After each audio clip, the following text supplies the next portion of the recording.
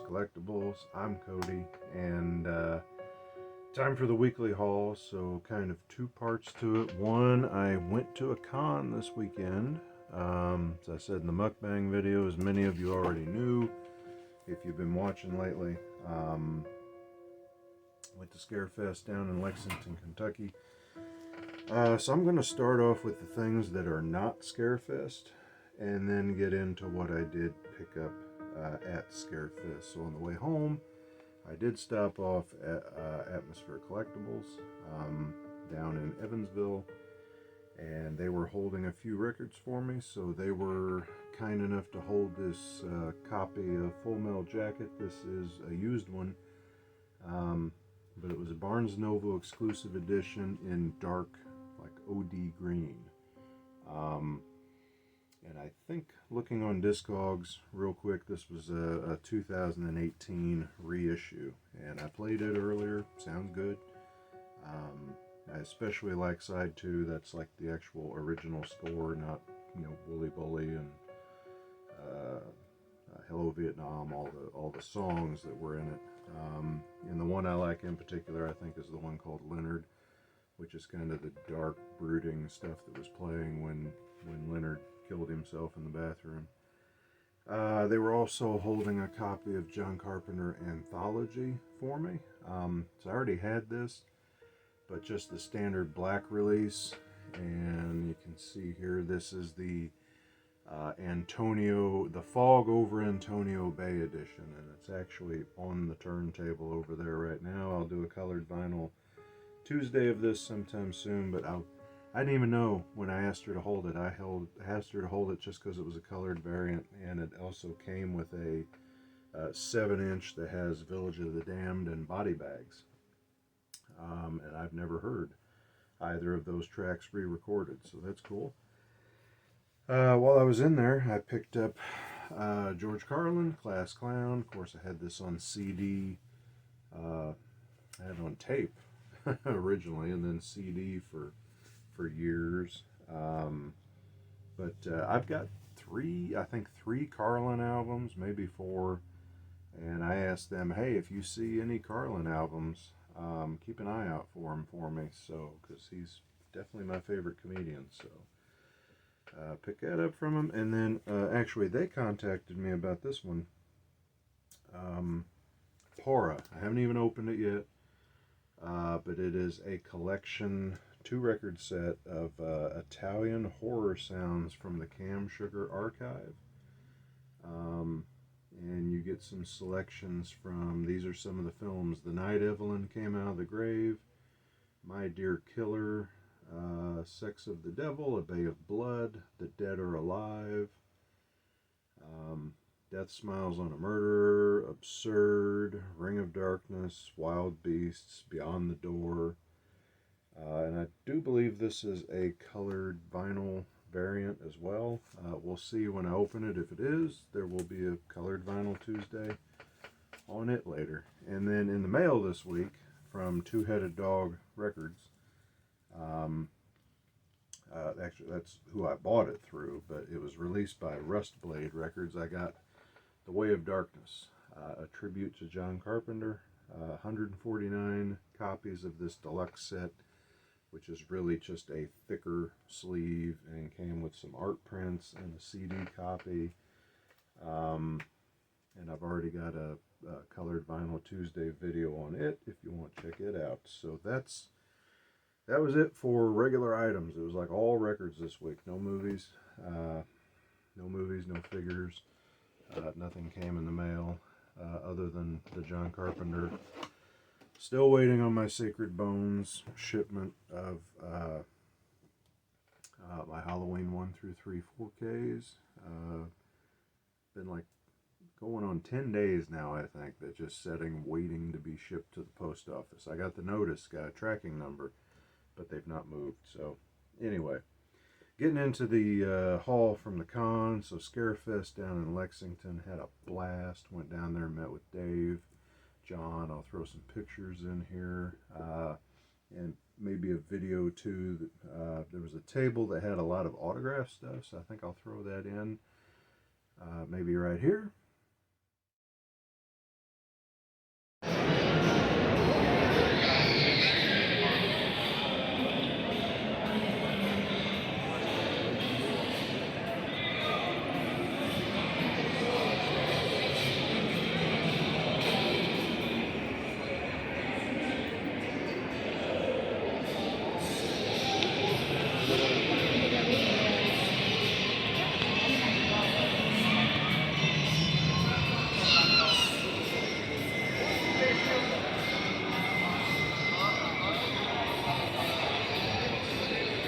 There's all 13 masks signed by the different Jasons for $3,000.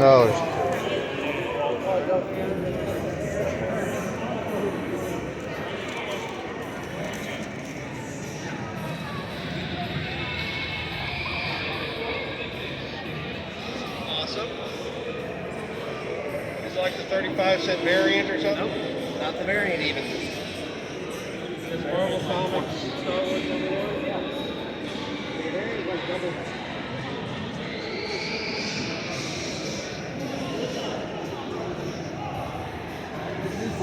Both of them?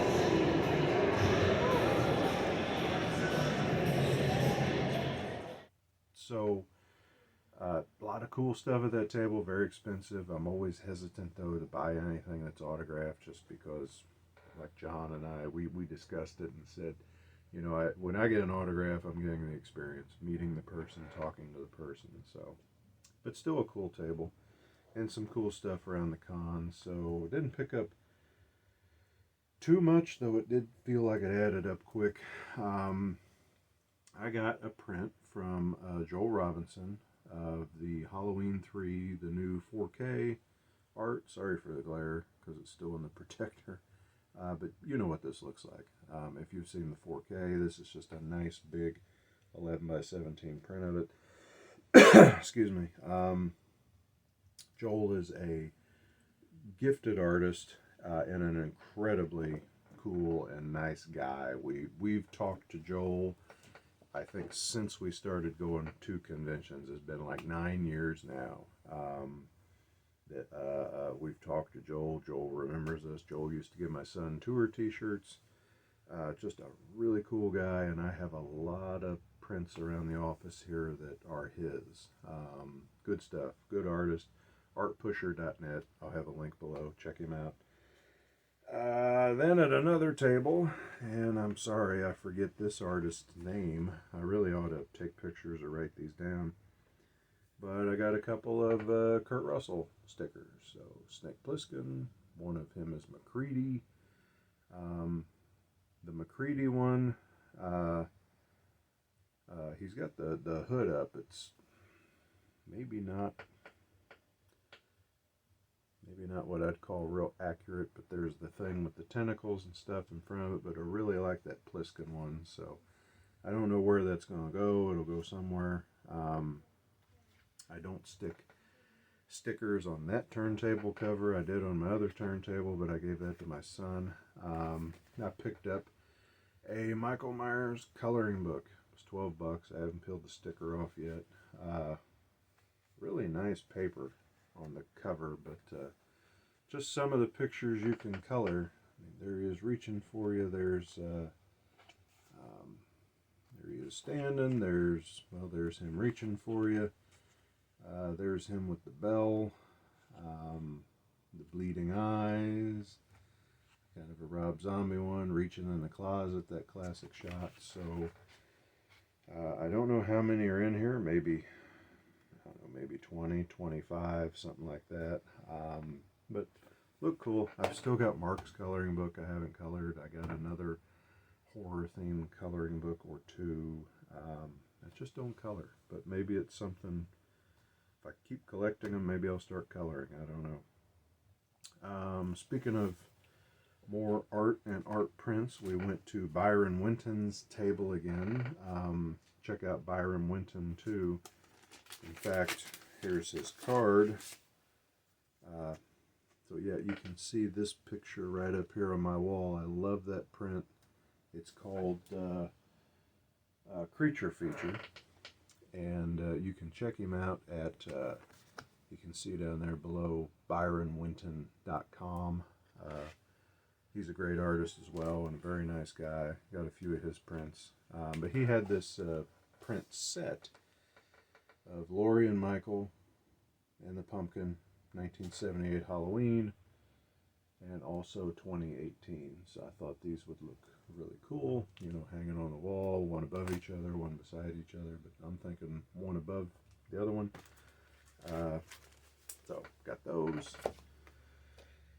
And one more, I got Slimer. This is from Eagle Moss, Hero Collector. And this thing's hefty. There's a lot of weight to it. But he's kind of shaded. There we go.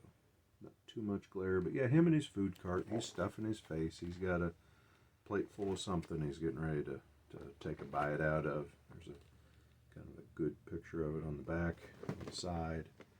So, seen that around online. Just happened to see it in person there. Thought I needed it. And let's see, autographs now.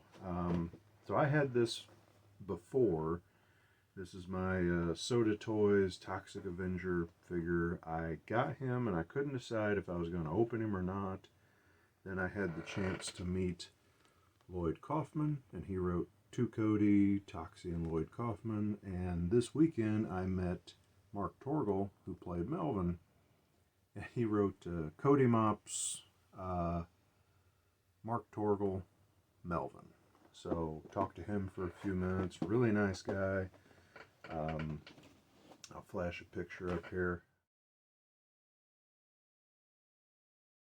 Doesn't really look like he used to as Melvin, but very nice guy. A little bit different with the beard, doesn't he? So then we got in Bruce Campbell's line. Bruce Campbell's line was not bad at all compared to the last con I was at that had him as a featured guest. It was like they shut his line down Friday that I was there, and then Saturday all the people who were in line when they shut it down were back with tickets to get in first. Then the line behind them was crazy, and we did get a photo op with him. That was in 2014. But this weekend we caught up with him again and got an autograph. So he wrote, "Hey Cody, shop smart, Bruce Campbell, Ash." And I went with the Ashy Slashy picture off of his table because I did not really count on getting his autograph. Didn't bring anything, and I'm not too sure what I would have brought if I had. And then that brings me to my last item, my big item, that maybe if I had decided I was going to buy this thing to begin with, I'd have had him sign it.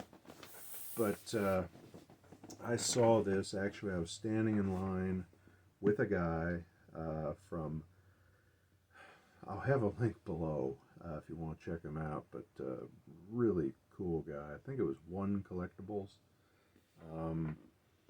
out of Virginia, but stood in line with him to get Bruce Campbell his autograph, and he was getting one of these signed by Bruce Campbell to sell at his booth. And I went ahead and visited his booth later, and I think he had the one he had signed. He had one out on the floor, and he had one still in the shipping box. So he sold me the one that was still in the shipping box, and really at the same price Trick or Treat Studios charges for it. So it was $150. But I paid no shipping, I paid no tax, just cash to him at the show, and you know how I like to support small businesses. So that was cool. That box is huge. Now I already had it out of the box once. This is a lot of styrofoam in here, but this thing is about 2 feet long and comes with a display stand. So there will be a separate video for that beast later. So come back and check it out, but that's the haul, and that's really probably the only convention I will get to hit now until March. Probably, you know, looking at Horror Hound Weekend or something in March if they'll do it in Cincinnati, if they'll do it in Indy. And then looking forward at cons, I know I talked to John a little bit. It might even be a possibility for Dave, who knows. I really want to at some point go to Living Dead Weekend in Monroeville and visit them all. That's kind of I don't know if I'm old enough to say bucket list yet, but it's definitely something I want to do at some point or another, is visit the Monroeville Mall. And that seemed like the opportune time to do it would be Living Dead Weekend. So maybe next summer, get to do that one. We'll look at Horror Hound in March, then you'll have Days of the Dead next summer. So until then, I don't know, that'd be it for cons. And I'd say my wallet is going to appreciate that.